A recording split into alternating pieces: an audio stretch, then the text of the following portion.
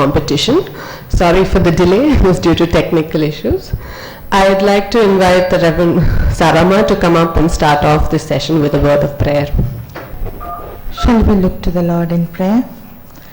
Dear Lord, our Heavenly Father, we thank you, Lord, for the services rendered by the Clinical Epidemiology Unit in this institution, and also in conducting the 3-minute thesis competition, which is an event to convey the relevance and importance of the research in just 3 minutes, and also that cultivates students' academic, presentation and research communication skills. Lord, we pray for the workshop, the delegates and participants into your loving care. Lord, this time we inaugurate the 3-minute thesis competition for this year conducted by the Clinical Epidemiology Unit. Into your loving care, guide us and lead us. May all of us experience your presence throughout this hour. In Jesus' name we pray. Amen. Before we start with the competition, I'd like to invite Dr. Satish Kumar from the Department of Pediatric Rheumatology and Child Health 2 to give the House and the participants instructions regarding the 3-minute competition. So, good morning, friends. So we all know that today we are going to have the 3 minutes competition. The students have 3 minutes to present their, it's like equal to presenting your oration, like what you do, your thesis, you are going to present the 3 minutes. So there are certain rules for this. So what's the plan today is, we have a 1 minute of introduction slide. You can tell about you, your guide. After that, the slide changes, then you have to start presenting. And there is only one slide, static PowerPoint slide. There is no animations or no movement in the slide. And again, you should not use any extra electronic media like sound files or video files, and no additional props like any costumes. I don't think anybody is on costume today. And the presentation exceeding 3 minutes will be automatically disqualified. So don't keep on talking beyond 3 minutes, automatically you are disqualified. And remember that a lot of people here are not from your own specialty, so try to keep it very simple so that everybody can understand your presentation. Okay, so after that 1 minute your presentation will start. From that 3 minutes will calculate. Okay, all the best for all the participants. Thank you. It is my privilege this morning to introduce the judges for today. We have Dr. J.P. Mullier. He is the former head of the Department of Community Medicine and former principal at CMC. He is a world-renowned epidemiologist, but best known among his students for his wit and hilarious anecdotes. Thank you, sir, for being here this morning. Our next judge is Dr. John Jude, who is the head of the Department of Microbiology here at CMC. Serves an expert in ELISA and ANA, and someone that we've all called as clinician. Thank you, sir, for being here this morning. And last but not the least, Dr. Grace Rebecca from the Department of Biostatistics and a frequent lecturer in the CEU sessions. I'm sure all of us here on a personal note also have much gratitude to Dr. Rebecca and the Department of Biostatistics. We will be starting with the competition. Before that, I would just like to remind the participants that the prize distribution will be happening at the end of this session today itself, so please do not leave. And there will also be a photograph with the judges. Okay, our first participant is Dr. Khushbu Agarwal. Hello, my name is Dr. Khushbu Agarwal. I'm from Endocrine Department. I did my thesis under Dr. Kripa ma'am and Dr. Thomas sir. And my topic was metabolic bone health in women BD workers. It was a case control study. And we recruited the patients from Tirupattur. We did the study over 2 years during my residency. Having all the side effects of tobacco without having ever touched it. Imagine it affecting your bones, your brain, your heart, your stomach, and you haven't even smoked a cigarette. Imagine working for 15 to 20 hours a day and not even getting paid for it. Imagine being the only source of income for your family and getting exploited because of it. Good morning, dear respected judges and my colleagues. I present to you plight of women BD workers from Tirupattur, Vellore. These women start work as young as 5 years of age and work for 18 to 20 hours a day, roll 500 to 1000 BDs, and get paid only 150 to 200 rupees per day. And most of the studies have been done by social sciences, and they reported that these women have a lot of musculoskeletal pain. We postulated that long working hours, overcrowding, lack of nutrition, and direct exposure to tendu leaves and tobacco were the reason for these complaints. We took 100 women BD workers and without any disease that could have an effect on the bone or any medication that could have an effect on the bone, and compared them to controls from the same area, and they were age and BMI matched. What we found that women BD workers had 20% of vertebral fractures compared to only 4% of the controls. When we looked at the cohort of our women BD workers with vertebral fractures and without vertebral fractures, we found that vitamin D and BMI were protective for vertebral fractures. Interestingly, when we compared to the number of years of service, we found that bone mineral density, trabecular score, and all the metabolic health parameters progressively declined with number of years of service. And the results are actually significant for lumbar spine. When we did a multivariate analysis, we found that being a BD worker is predictive of vertebral fracture with an odds ratio of 15. And this is the first study from the world to study metabolic bone health in this cohort. Based on our results, we want to recommend that vertebral fractures in BD workers should be classified as an occupational health disease. We have seen that vitamin D fortification helps them, so we recommend adequate nutrition and protective gear for them.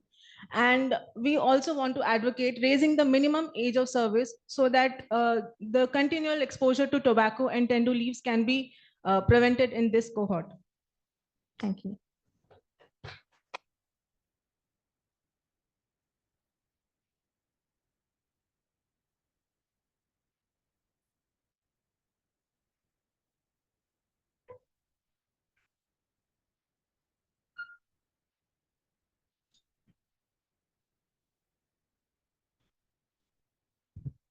Very good morning to dear colleagues and faculty. I am Praveen Kumar from the Department of Medical Oncology. I am a final year DM Medical Oncology resident.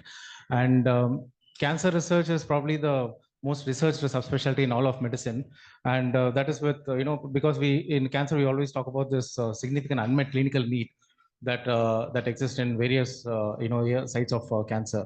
And out of that, my areas of interest are in head and neck, thoracic and gynae oncology. The project that I am presenting today is from head and neck oncology. It is a prospective phase 2 trial, and I thank the Head and Neck Multidisciplinary Tumor Board, and I acknowledge CMC IRB for giving a 3 lakh grant for the conduct of this project. So my guide is Dr. Ashish Singh. He's the professor and head in the Department of Medical Oncology, and over the last 2 years, we have done this trial. And I'm very happy, very grateful for the opportunity to present this prospective phase 2 single arm trial of preoperative systemic therapy for unresectable oral cancers. And surgery is the best treatment for oral cavity cancers, and this is coming from a person from a medical specialty, so you know that it is quite important. So unfortunately, a majority of the patients who present to us are in a locally advanced setting. By that I mean upfront surgery is not possible. So what do we naturally do? These patients get referred for chemotherapy for downsizing the tumor. Only issue is if induction chemotherapy, standard induction chemotherapy is given, only 40% patients have this downsizing of the tumor, and it is associated with 70% chance of adverse events. So there is this significant unmet clinical need in this clinical setting to not only to better the conversion rate as well as, but also to reduce the toxicity that is associated with it. So in this phase 2 clinical trial, our patient population was those patients who have been deemed unresectable by the Head and Neck Multidisciplinary Tumor Board, and these patients had oral tongue cancer or a buccal mucosal cancer. Our intervention was use of a 6-drug induction, 2 IV drugs, 3 oral drugs, and an immunotherapy drug. And we carefully chose these combination of drugs in a manner that they have non-overlapping toxicities, because we know the standard chemotherapy of 3 drugs itself has 70% grade 3 toxicities. So we carefully chose this 6-drug induction to avoid the non-overlapping toxicities. Our primary outcome was to analyze the amount of patients who will undergo surgery. Our secondary outcome was to assess the number of people who will have radiological response and the number of people who will have side effects because of this regimen. So on the right is the Sankey diagram. the sample size of 33 patients was chosen based on, initially we did a Simon stage 2 design, in which we initially enrolled 11 patients, and only if 5 patients or more had an objective response, the study was allowed to continue to recruit 20 more patients. And this yielded a power of 80% for a alpha of 5% to get the actual estimated sample size of 34%. So these 33 patients underwent induction therapy, and 2 out of 3 patients had a partial response, which meant that at least 3 out of 4 patients were able to undergo surgery. This resulted in a 75% conversion rate in this study, when compared to just a 40% conversion rate in the historical standard. So adverse event, only 1 out of 4 had adverse event, which is again makes this regimen a very tolerable regimen. So to conclude, this 6-drug induction is safe and feasible. If you ask me whether this is a standard of care, for that we need a randomized control trial, which we are planning to start next week. It is thankfully we have the international grant of $50,000 from the American Society of Clinical Oncology for the conduct of the randomized trial. Thank you.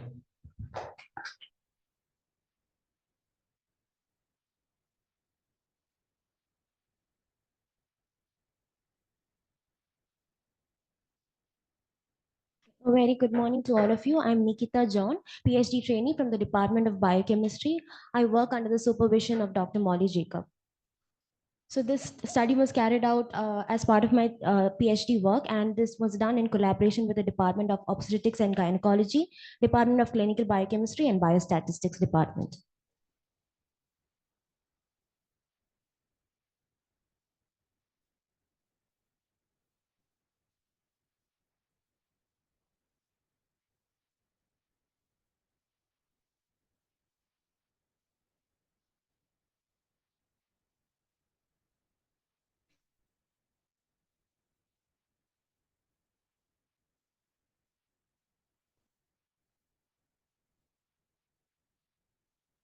So my work is on maternal iron deficiency in early pregnancy and its effects on placental and fetal iron homeostasis.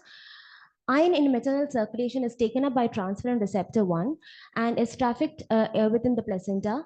Iron is exported out of the placenta by the iron exporter protein ferroportin into the fetal circulation.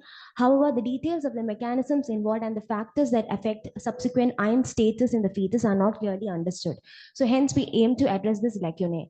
So this was a longitudinal prospective cohort study where we recruited primary gravidae with singleton uncomplicated pregnancy from their antenatal clinics. They were followed up during their antenatal visits. A blood sample each was collected at each of the indicated time points. Placental tissue and cord blood samples were collected at the time of delivery. Blood samples were used to estimate parameters linked to anemia, erythropoiesis, iron, and inflammation. And placental tissue was used to estimate total iron content and to study iron-related proteins.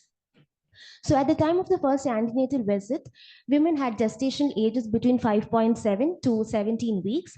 Maternal serum ferritin levels less than 15 microgram per liter at this time point was used to define iron deficiency. So in maternal blood, iron deficient mothers had significantly lower levels of serum ferritin and transferrin saturation, which were markers of iron status. Soluble transferrin receptor, which is a marker of cellular iron deficiency, was significantly higher in these women, all of which indicating low iron status.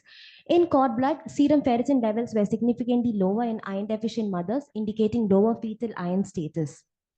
In placenta, iron deficient mothers had significantly higher expression of transferrin receptor 1 and significantly lower expression of ferroportin, indicating dysregulated iron homeostasis. Placental iron deficiency index was found to be lower in these iron deficient women, indicating less transfer of iron to the fetus. Women with iron deficiency in the second and third trimester also showed evidences of lower iron status in cord blood with significant changes in placental iron-related proteins. Maternal serum ferritin at the first antenatal visit was found to be a significant positive predictor of placental ferroportin and placental iron deficiency index. So to summarize, iron deficiency in early pregnancy affected proteins involved in the iron uptake and transfer to the fetus, thereby affecting fetal iron status. Hence, it is important to screen and treat iron deficiency early in pregnancy. And our results also highlight the need to review the current national guidelines of the Anemia Mukt Bharat program, which recommends iron supplementation only from the second trimester of pregnancy. Thank you.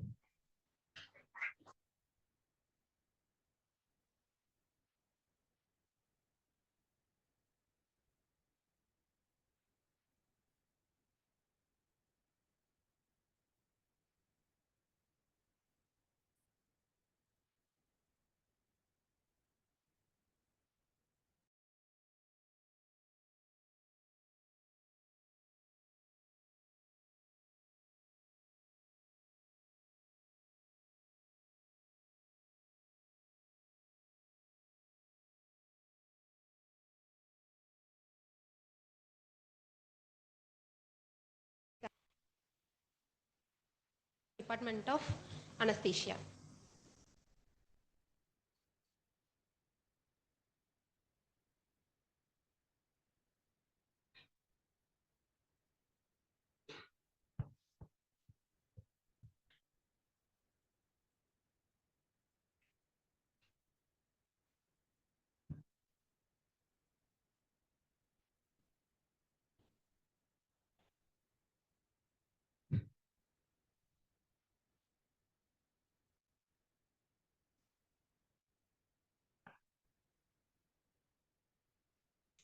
A cesarean section, a modern marvel or a painful necessity. In India, where the C-section rates are soaring high, we have already crossed the WHO threshold of 15%. And in every 1 in 3 pregnancy is ending up in cesarean section. This is a high time to rethink about our post-operative pain management. That's why we have decided to do this study. So basically, pain after the cesarean section can interfere not only with the early ambulation and breastfeeding, that can even lead to a chronic pain syndrome as well as venous thromboembolisms. So in this study, we have decided that we'll be comparing 2 techniques. One is an intrathecal morphine, which is the gold standard for the last 5 decades. And another one is a quadratus lumborum block, which has been gaining a popular nowadays, which is more popular among the Western worlds. So we have decided to do this in our country.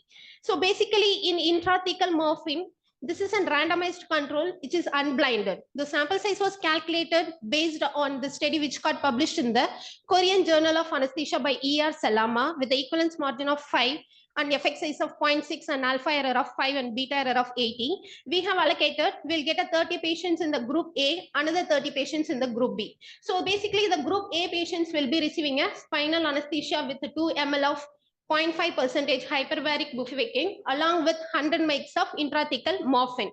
The group B also will receive the same drug. Instead of the intrathecal morphine, they will be receiving a quadratus lumborum block, which we have given post-operatively. So this patient will receive 20 ml of 0.375% ropivacaine bilaterally. So the primary objective was based on the pain scores between the 2 techniques at rest and movement for the first 48 hours, and the secondary objectives were how much they have consumed the rescue analgesia and the adverse effect and complication of both the techniques and the satisfactory score among the patients. So we have followed up this patient for the 48 hours and the data were collected, analyzed, and these are the graphs which is showing the results. The first 2 graphs are the pain score at rest and movement. Here the blue line represents the intrathecal morphine, where the green line represents the quadratus lumborum block. So if you look at the graphs, the intrathecal morphine group patients have the pain score less than 3 throughout the 48 hours, and they have been more comfortable than the quadratus lumborum block. Another one is this pain rescue analgesia. Intrathecal morphine has consumed less rescue analgesia, which is statistically significant. So our conclusion was, even though our thesis supports both the technique were effective analgesia, intrathecal morphine has a better satisfactory score and they have consumed less rescue analgesia. One more finding is we haven't encountered any adverse effect with 100 mg of intrathecal morphine. Thank you.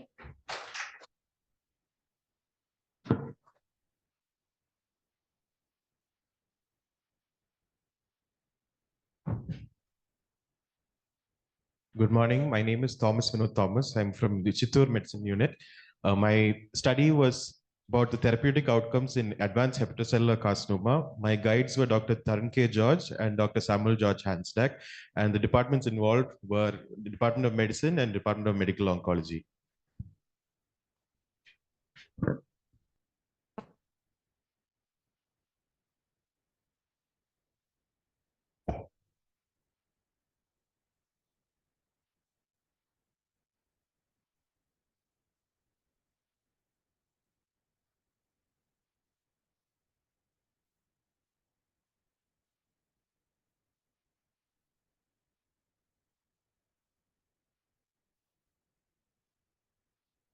Hepatocellular carcinoma is another name for primary cancer of the liver.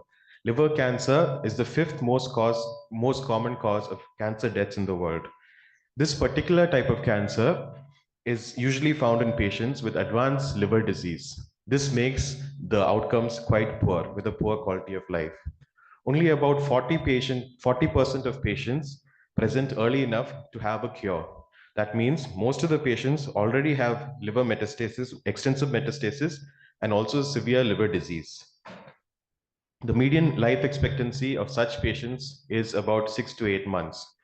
Treatment options for these patients have only developed in the last 15 years, and that includes tyrosine kinase inhibitors like sorafenib, lenvatinib, and also immunotherapy, which nivolumab. Data from India with regard to this is quite limited, which is why we decided to look at our patients. We looked at adult patients presenting to the Department of Medical Oncology with advanced hepatocellular carcinoma with stage C and D, and looked at outcomes at 6 months. This study was an observational study which was done between 2020 and 2022. The outcomes we looked at were mortality at 6 months and the total cost at 6 months for therapy. What did we find?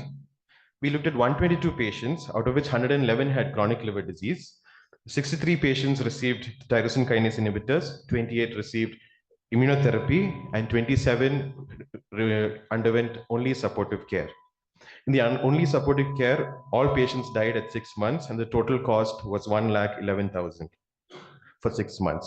In patients receiving tyrosine kinase inhibitors, mortality was 38%, and the cost was around 1,93,000 for 6 months. For patients getting any type of immunotherapy, mortality was 37%, and cost was about 4,62,000 for 6 months. This is comparable to data in the West. Why is this exciting? In a disease where about 60% of patients are diagnosed quite late with advanced disease, these treatments give us hope. The mortality without treatment is 73% in the West, and here it is 100%. In this situation, these therapies are a huge boon. These therapies also improve quality of life, and immunotherapy has a much better side effect profile. The future of liver cancer seems a little hopeful, with patients hopefully living longer and a better quality lives. Thank you.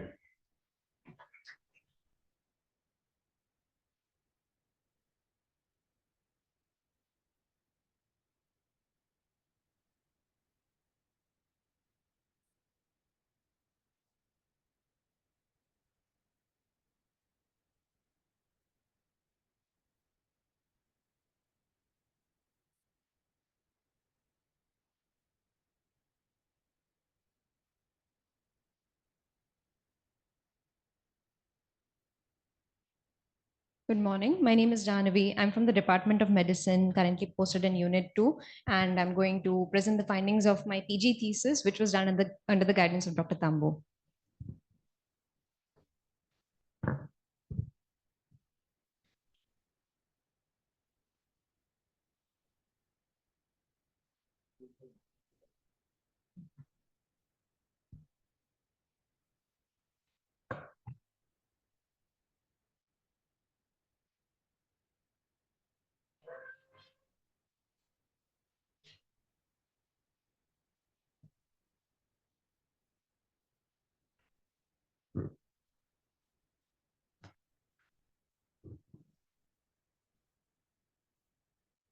Quality healthcare in the medical ward. What's stopping us? Imagine looking at a painting and it is described in terms of the dimensions of the painting, the hue of the color on the painting, and the medium used. These are cold, hard facts, objective data, which is useful, but it doesn't convey the story and the meaning behind the painting that the artist wanted to tell.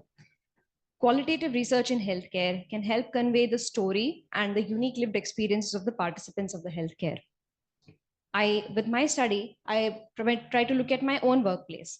I spoke to patients in the general medical ward and the doctors and nurses who care for them. I looked at what they said, and then I analyzed it using the thematic analytical approach. And I tried to identify some recurring and some unique experiences they had had. This is what I found. Patients had a limited understanding and knowledge of their illness. With one nurse quoting a patient as saying, "I didn't understand anything, explain a little bit to me." Patients reported that they felt they couldn't speak very openly with their doctor and felt that their doctor didn't have time to spend with them. With one patient saying, "I cannot speak very openly every time with the doctor. She has not so much time. There are other patients too." Patients also felt that the nurses could not respond to them on time when they called for help. But when the nurses called, they don't come soon. The nurses acknowledged this, saying that they had a large number of patient load and assignment, and they couldn't spend as much time as they wanted with patients.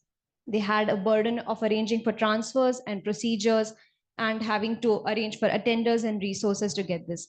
This also led to conflict between the patients and doctors, with one nurse saying, they, the doctors, are fighting with us also because of you only it is not done.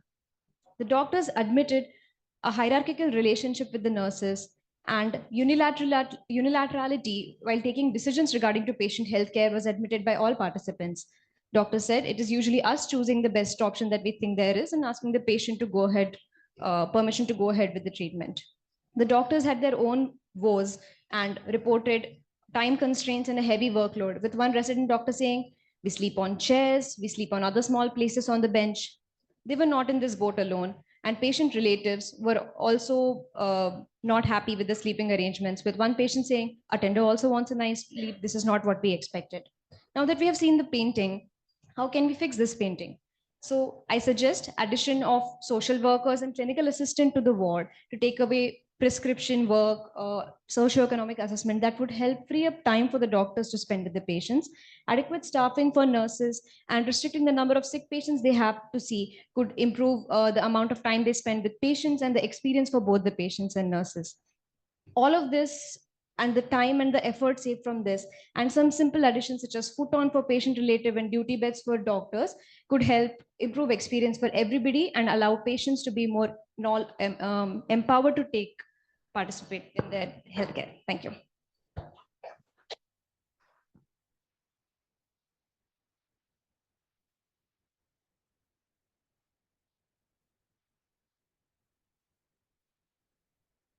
Good morning, all. I'm Dr. Serin Mariam Sarjan from the Department of Ophthalmology. At the outset, I would like to thank my guide, Dr. Sheija Susan John, Department of Ophthalmology and Department of Biochemistry, and especially my patients because of whom this study was possible.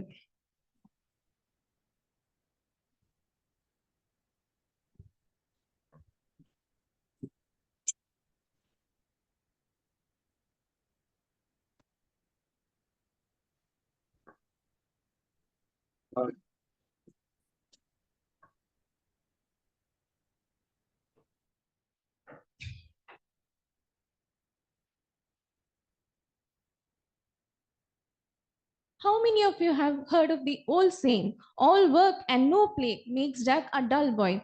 This is so true for most of us today. All work, mostly indoor works, and no sunlight exposure leading to vitamin D deficiency and all of its associated problems. Vitamin D, also known as the sunshine vitamin, is required for the maintenance of bone health. This we all know.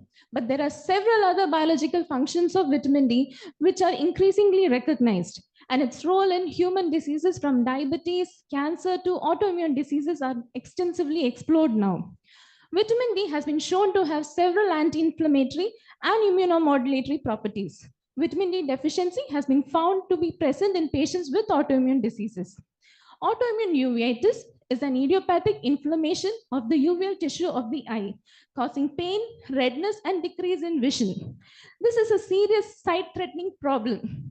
And serum vitamin D level have to be found to be reduced in patients with autoimmune uveitis. However, to the best of my knowledge, there has been no study conducted on this subject in India. My study was conducted as a prospective cross-sectional hospital-based study, and the aim of my study was to compare serum vitamin D levels in patients with acute active autoimmune uveitis to those of patients without uveitis. So group 1 included 23 patients with acute active autoimmune uveitis, and group 2 had 46 patients without uveitis matched for age, gender, and occupation, that is indoor or outdoor work.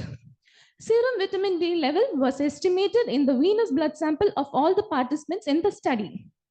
There was no significant difference between the two groups with respect to the demographic and risk factors, including sunlight exposure.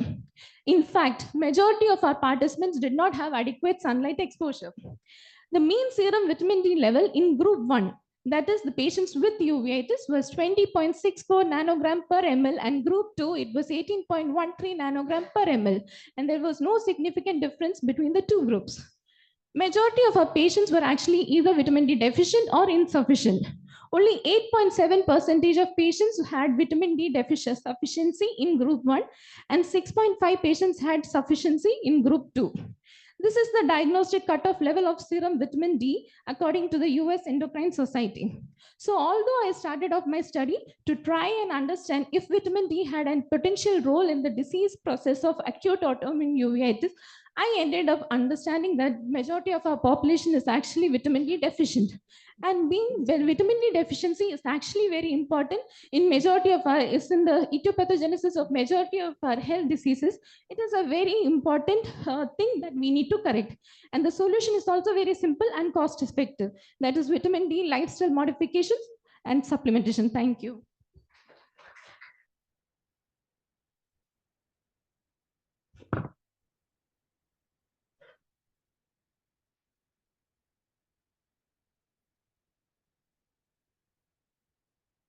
Good morning, everyone. I'm Lavanya from the Department of Endocrinology. I've just completed my PhD. I had my defense last week, and this work on congenital adrenal hyperplasia was carried out under the guidance of Dr. Nihal Thomas and Dr. Aaron Chapla. And this study was conducted over the period of 6 years, funded by ICMR with 7 publications as of now. And I also thank DST Inspire for my PhD fellowship as well.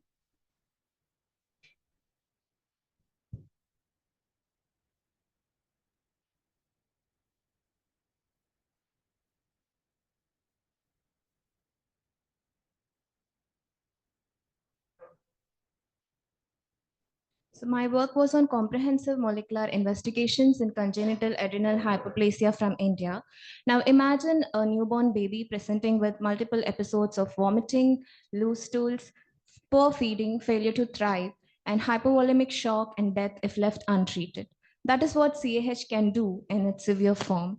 It is an autosomal recessive disorder resulting in adrenal insufficiency, and the most common form of this disorder is 21-hydroxylase deficiency.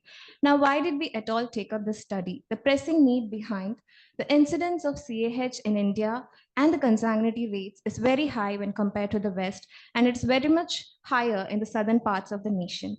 And despite the severe pitfalls in the biochemical testing for CAH, there is no genetic testing that is largely available and unaffordable in the country. So in order to overcome these concerns and also to have the data on carrier frequency and newborn screening, we wanted to develop cost-effective genetic testing protocols using allele-specific PCR and next-generation sequencing-based strategies for CAH in the country. And through these investigations, 246 subjects suspected for CAH were screened, and we identified that more than 80% of the patients with CAH can be easily diagnosed with simple allele-specific PCR-based genotyping assays. These assays are very cost-effective. We have it for around 2,600 rupees available in diagnostic mode within the institute and also to several other centers in the country and overseas as well. The complex NGS-based testing is required only for a minority of the patients with CAH because the data analysis is highly challenging with pseudogene interference. We also have the first and the largest data set on carrier frequency for CAH from southern India, screened in general population of 1,034 subjects, which showed a highly alarming frequency of 9.76%, indicating the strong need for mandatory carrier screening and newborn screening programs in CAH. We also demonstrated the feasibility of doing partner testing for CAH affected individuals, followed by subsequent prenatal diagnosis that can aid in appropriate therapeutic intervention in the affected fetuses. We also have the first report on CAH X deletion from India that was identified in a subset of our patients. So this comprehensive genetic testing workup in CAH, which is the first of its kind in India, has paved the way forward for having cost-effective genetic testing algorithm that can help several patients in CAH diagnosis, carrier screening, newborn screening, and prenatal diagnosis as well.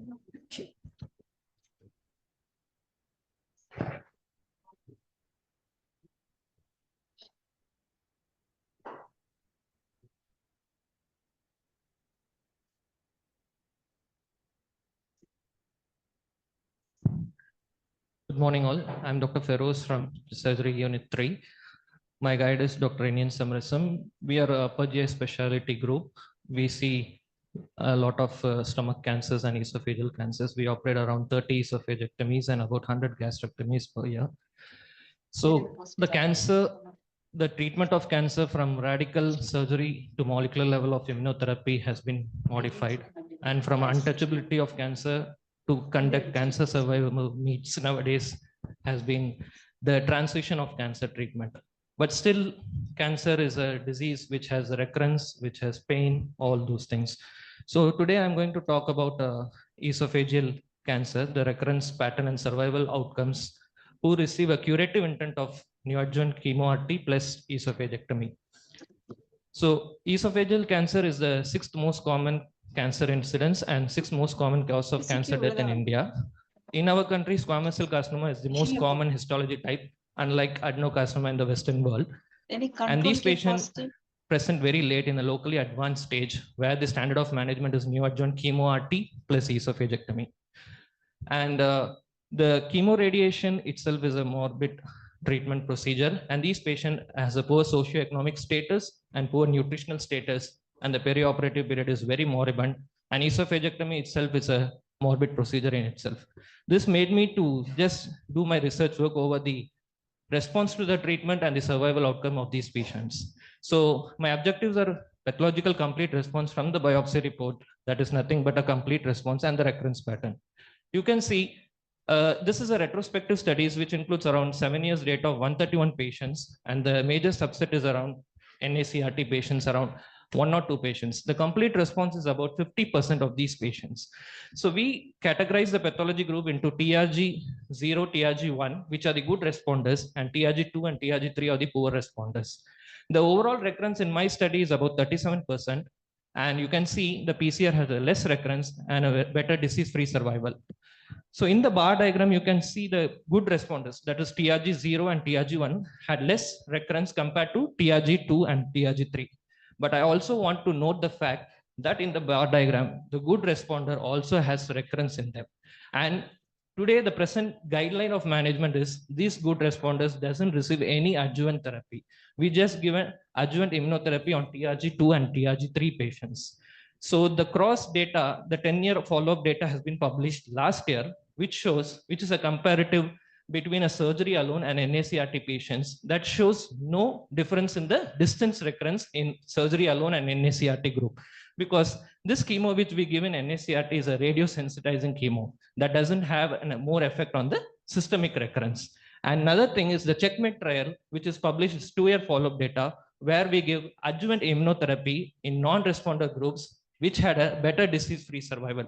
With my thesis data and all those trials, I conclude that the good responders will be more benefited with the adjuvant immunotherapy rather than the poor responder, to consider adjuvant immunotherapy on the good responders too.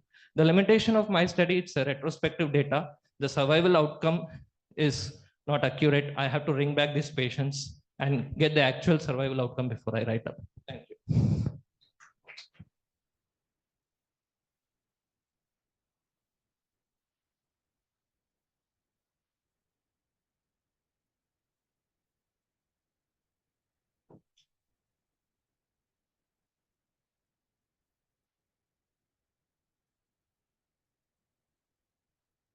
Good morning. My name is Dr. Reba. My thesis title was the clinical and the cytokine profile of patients with scrub typhus disease. My thesis guide was Dr. Karthik from the Department of General Medicine Unit 5. This thesis was done with collaboration from the Department of Microbiology, who helped us with the cytokine analysis.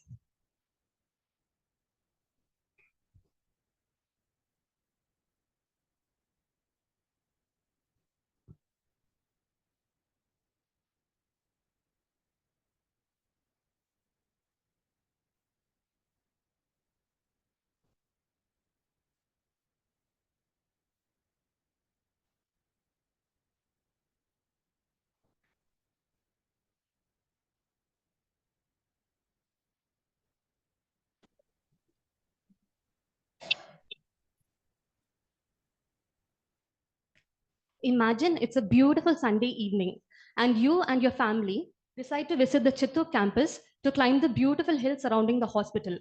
You have a great time. But a few days later, you develop fever, body ache, and tiredness. And you notice that lesion in your thigh. That's an eschar, the most classical clinical finding in patients with scrub typhus disease. This disease is caused by the infamous bacteria, the Orientia tsutsugamushi, and is transmitted to humans by the bite of the larval forms of the trombiculid mite called the chigger, which is found in scrub vegetation. So now you start to Google up all the complications of scrub typhus disease. You start to panic. You think to yourself, will I get away with a mild disease or will I develop complications? Will my lung fail? Will I need oxygen? Will I require a ventilator? Will I be intubated? Will my kidney shut down? Will I require dialysis? Will my BP drop? Will my heart be affected? Will my brain be affected? Or if you're curious, you're probably wondering, how does that bacteria cause such widespread damage? What part of the immune system does it activate? Does it activate the T helper 1 cytokine pathway, or does it cause a T helper 2 response? These are the questions which we set out to answer in my thesis. So we recruited 77 patients with scrub typhus disease, and we studied their clinical manifestations, the severity of the disease in them, and the level and the extent of organ involvement in these patients. And we correlated them with the level of various cytokines found in the blood sample. And these are our results. First, the good news. So the mortality rate of scrub was 1%. 10 years back in our institution, the mortality rate was as high as 9 to 13%. Secondly, in severe scrub typhus disease, we found that there was a strong T helper 1 cell response. Thirdly, TNF alpha did not correlate with the levels of severe scrub typhus. TNF alpha is a strong pro-inflammatory cytokine. Although it was elevated, it did not correlate with disease severity. The cytokines which were elevated were interleukin 6, interleukin 10, interferon gamma, and interleukin 18. And IL-6 was elevated in patients who had lung complications requiring ventilatory support. But the most interesting finding was IL-10 was elevated. Why should IL-10 be elevated in severe scrub typhus disease? It is an anti-inflammatory cytokine as opposed to all the other cytokines which are pro-inflammatory. So there are two possible mechanisms. First, in patients with high IL-10, the bacteria escapes a host defense mechanism and hence causes widespread damage. The second explanation is in patients with severe scrub typhus disease, because of the strong T helper 1 cell response, there is already widespread damage. So the body upregulates the production of interleukin 10 as a counter-regulatory mechanism. Now, which of the above two mechanisms is right? That is a question for future research. Thank you.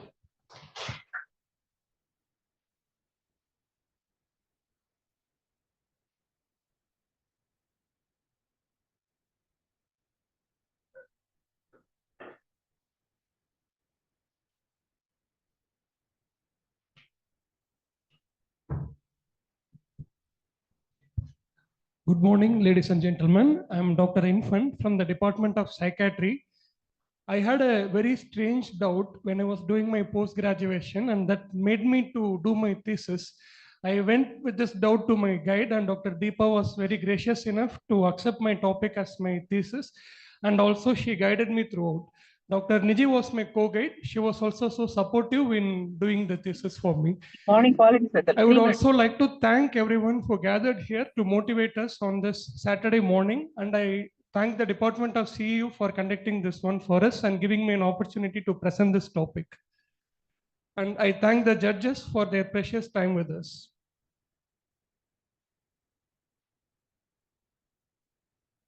See, consider yourself as a psychiatric doctor seeing a psychiatric patient. Your patient is wearing a mask and you are also wearing a mask.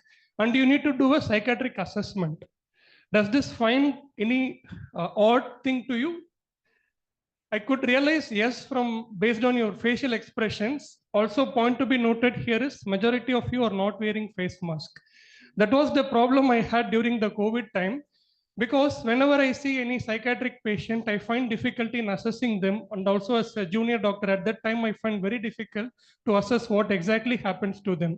And that led to my study to explore the experience with face mask on from the patient's perspective, psychiatrist's perspective, and caregiver's perspective. And also I looked into what are the ways to overcome this problem. These two were my aims. And the study design, as we already know, in a qualitative study, we do interviews and group discussions. Technically, we call it focus group discussion. We conducted interviews with 17 psychiatrists, 25 patients, and 9 patients caregiver, which lasted for 10 to 15 minutes, and 2 group discussions, which lasted for 30 to 45 minutes. We analyzed using transcription, which is what we generally write, what the patient exactly says, and including their expressions. And we translated whenever is needed, and few technical steps like coding, categorization, and finally we got the emergent themes. We got a lot of interesting quotes. For example, one psychiatrist told, you have to interpret through their eyes. Another doctor told, it is a necessary evil. Another one told, transparent mask could be a major advantage. Few patients told, I feel extra equipment fitting to my mask. Doctor's smiling face may be giving us confidence. I feel that is lacking. My wife's lips were shaking and the doctor was not able to see that because of the mask. These were the limitations which I could point out. Few patients, I thought they were fully fine, but they had residual problems which interfered with my interview. And many of the interviews were short duration because they had hesitancy to share their views openly. What we found out in our study is psychiatrists felt that there is a wide need and acceptance for face masks considering the pandemic, though they also acknowledged that there are difficulty in rapport building, assessment, and therapeutic factors. They suggested teleconsultation and transparent mask as a major alternative. And patients felt they tend to use mask because it is made mandatory to them. They also had all these practical difficulties, and the similar perspective we obtained from the caregivers. The purpose of this study is whenever any future pandemic comes, we could make this as a starting point and we could work on how to proceed with this. Thank you so much for everything.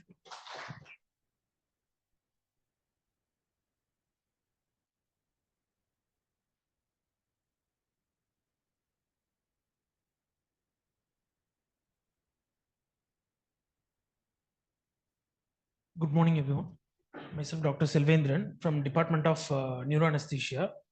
I would like to thank my guide, Dr. Keta Thakur and Dr. Georgin Singh for giving me the opportunity to do my study in this topic. And I also thank CMC for funding this funding this study. And I would like to thank the Department of CEU for giving me this opportunity and the judges for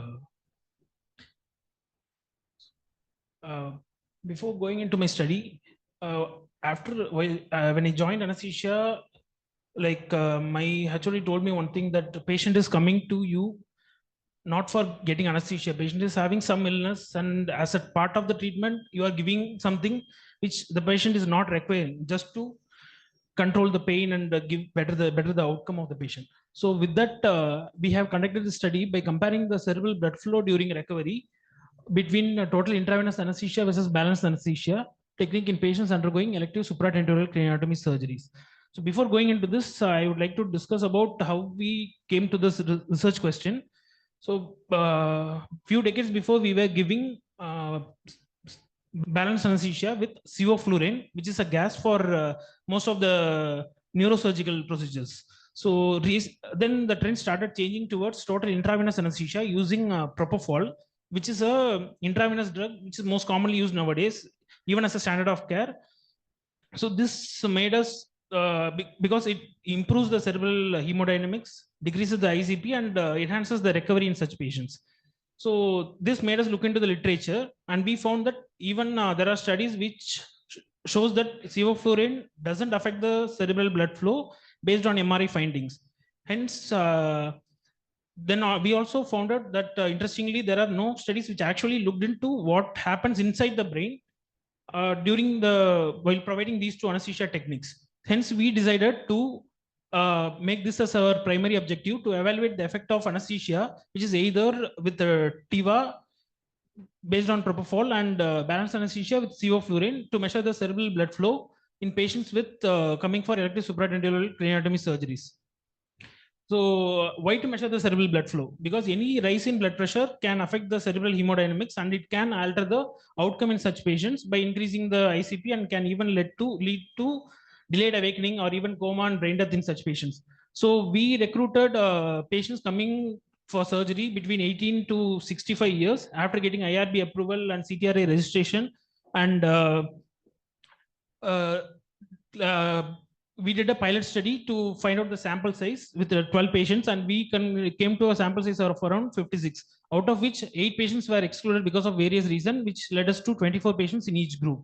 So finally, the demographic details were also comparable in both the groups. Interestingly, we found that the transcranial Doppler readings were taken in 5 time points. We found that there is a significant decrease in group A of about 27%, and group B of about 31%, which increased in the after surgery, and it reverted back to baseline in the late postoperative period. Hence, we concluded that the type of anesthesia does not actually affect the cerebral blood flow if the standard protocol is followed irrespective of the anesthesia technique, and standard depth of anesthesia monitoring is followed throughout the surgery. And we also found that TCD is an effective tool for such measurements. Thank you.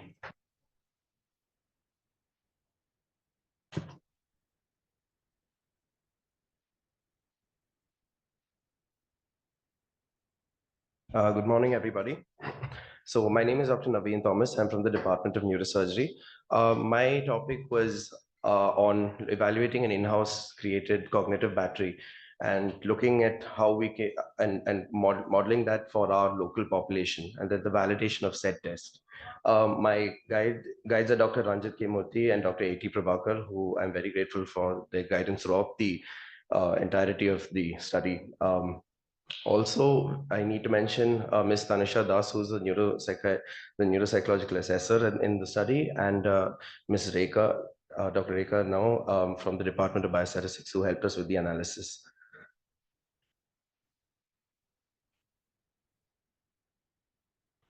All right, so say you wake up one day and you can't remember where you kept your keys, you can't remember where you left your shoes, and someone tells you something and you can't follow a single instruction.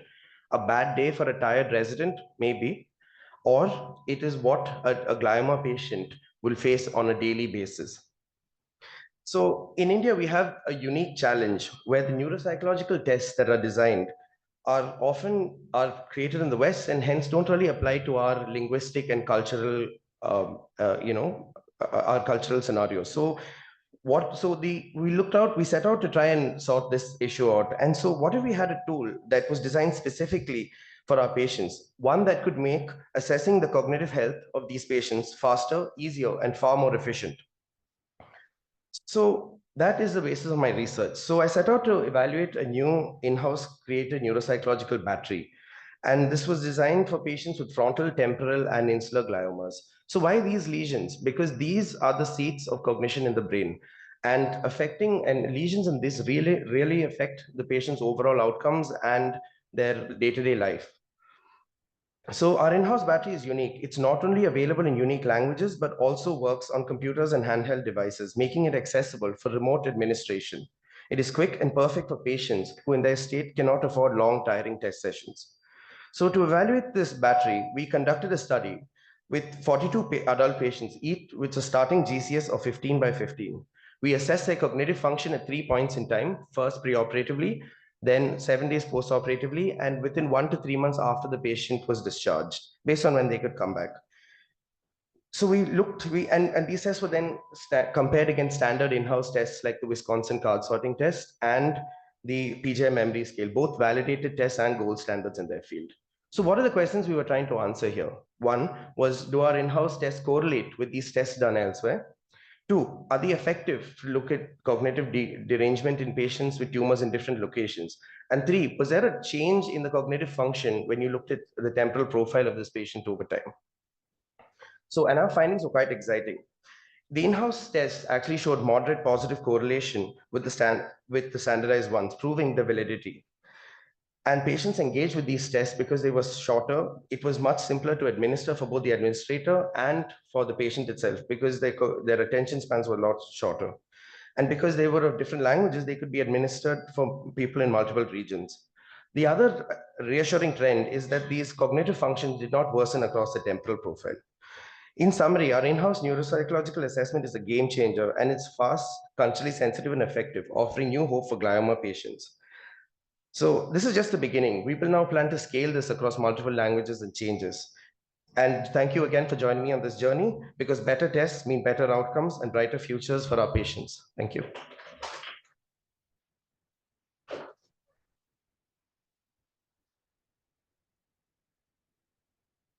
Thank you to all the participants. I'd like to request the judges to give their comments now.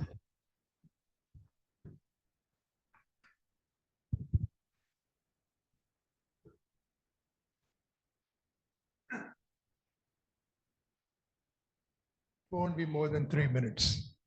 And it's quite exciting that I was just talking to somebody.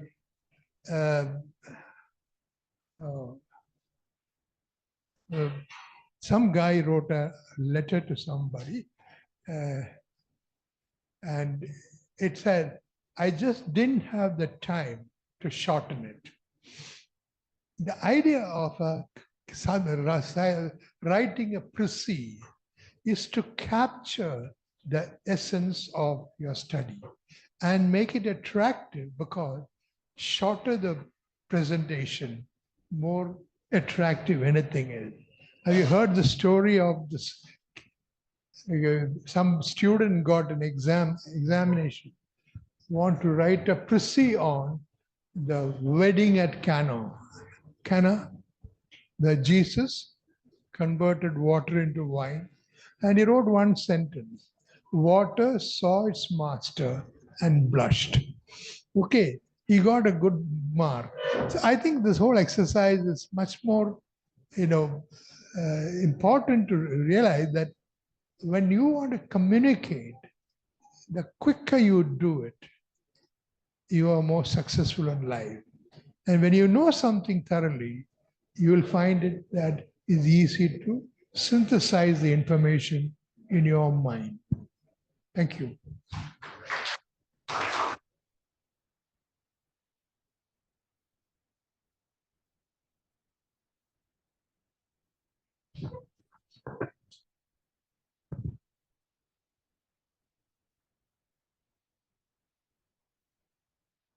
Wearing this mask. I think I'm the outlier here. It was really wonderful seeing how, this one suggested, a huge dissertation thesis has been made into 3 minutes. Everyone had something to say. You have done a unique work, but unfortunately, we have to choose some of you as done well. So having said that, I congratulate all of you for presenting it succinctly and within time. We didn't have to disqualify anybody. So that is the most wonderful thing, and all the best in your future.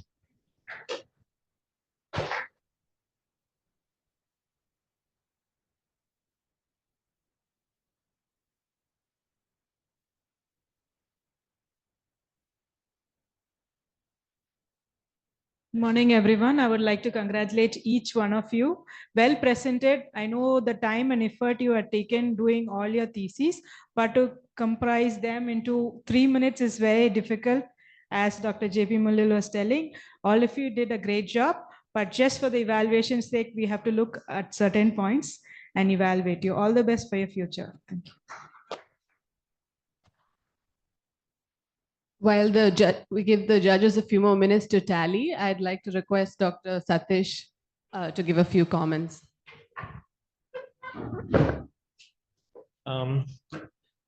It's always nice to see the students presenting their whole work. Somebody has done a PhD thesis for 6 years and able to show what in 3 minutes what they have done. It's really nice to see all your unique things, lot of things which is common we think, but we found out new, especially that cytokine thesis. We see a lot of times we do see scrub typhus managing these children, and new pathway, tomorrow some immunotherapy may come based on your research. So I congratulate all the participants who presented today, and make the judges to see still they are discussing what to be done, whom to give first prize and second prize. That means your quality of presentation was so good. And there's a tie also is going on. Okay, so I thank once again and congratulate all the participants who presented their work in the 3 minutes today. Thank you. I'd like to invite Dr. Tambu to say a few words as well while we give the judges a few more minutes. It takes a lot of time to organize this. Can we give a thanks to Dr. Satish, Dr. Anna, and Dr. Vignesh, and behind the scenes, Mr. Madan. I want to thank the photography team as well. Thank you. They come every year and do this, and we record it.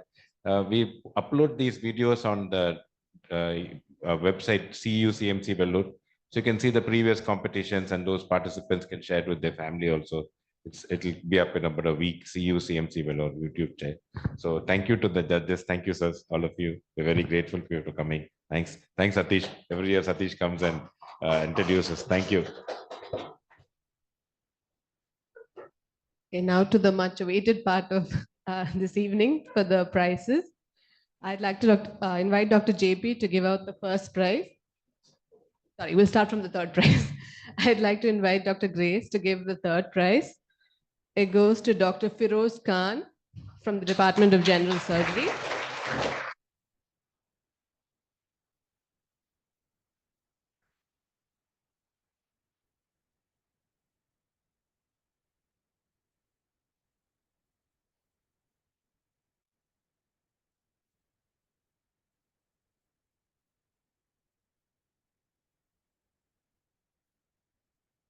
The second prize, I would like to invite Dr. John Jude to give. It goes to Dr. Thomas Vinod Thomas from the Department of Medicine.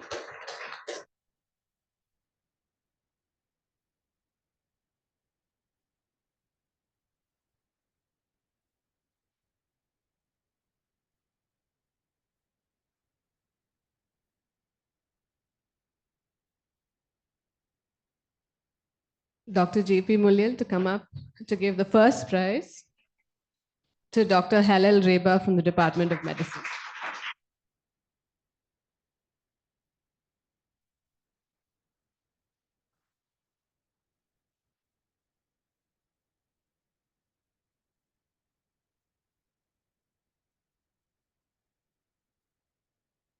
I'd like to invite Dr. Vignesh to give a vote of thanks. This will be followed by tea, and the participants and judges, please stay back for a photograph. Thank you. At the outset, on the behalf of Clinical Epidemiology Unit, I would like to thank, first of all, the judges, Professor J.P. Mulyal sir, Professor John Jude, Dr. Grace, for having agreed to do the judging, the difficult task for today. Thank you so much. And I would also like to express my gratitude to Dr. Satish Kumar sir for having come and given the instructions to the participants. Professor Thambu David sir has been a constant support and guide to the day-to-day working of CEU. And all the other members of the Clinical Epidemiology Unit, I would like to express my gratitude to them. And also my thanks to the audiovisual team, including telemedicine, Mr. Arun and Mr. Shekhar from the videographer, and the catering services from BGS Canteen, and Dr. Anna Paul for having done the master of ceremony and also having supported me in conducting this 3-minute thesis competition, and all the participants for their enthusiastic participation, without which we will not be able to enter into a decade of conducting this 3-minute thesis competition. Thank you so much for your participation. Without your support, it's not possible for us to keep continuing this.